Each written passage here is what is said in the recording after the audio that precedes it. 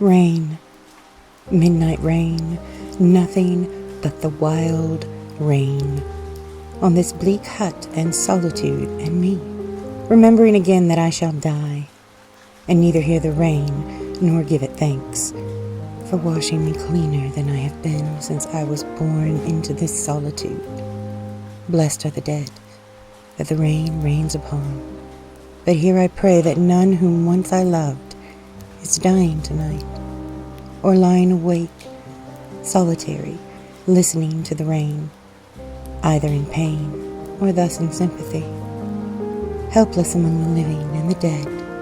like a cold water among broken reeds, myriads of broken reeds, all still and stiff, like me, who have no love, which this wild rain has not dissolved, except the love of death, if love it be, for what is perfect and cannot, the tempest tells me, disappoint.